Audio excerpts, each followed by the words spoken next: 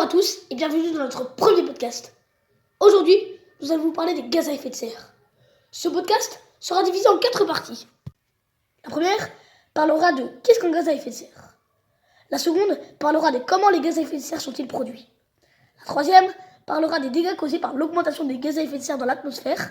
Et enfin, la quatrième parlera de comment lutter contre l'augmentation des gaz à effet de serre dans l'atmosphère. Partie 1. Un gaz à effet de serre est une substance gazeuse qui emprisonne les rayons du soleil sous forme de rayonnement infrarouge. Une partie du rayonnement solaire traverse l'atmosphère et atteint le sol qui, en retour, émet un rayonnement thermique.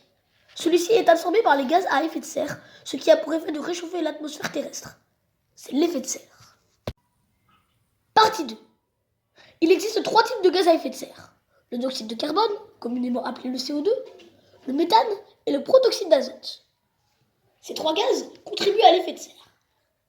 Le dioxyde de carbone est produit en grande partie par les transports thermiques, notamment l'avion ou la voiture. Mais nous aussi, les humains, en rejetons quand nous expirons. Le méthane, quant à lui, est produit en grande quantité par l'agriculture et les vaches lorsqu'elles rotent.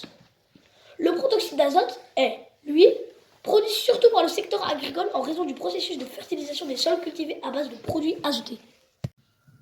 Partie 3. Le principal dégât causé par l'augmentation des gaz à effet de serre est le réchauffement climatique. Cela impacte la vie de beaucoup d'animaux, mais aussi celle des humains, car cela provoque des catastrophes naturelles comme les canicules ou les inondations. Partie 4.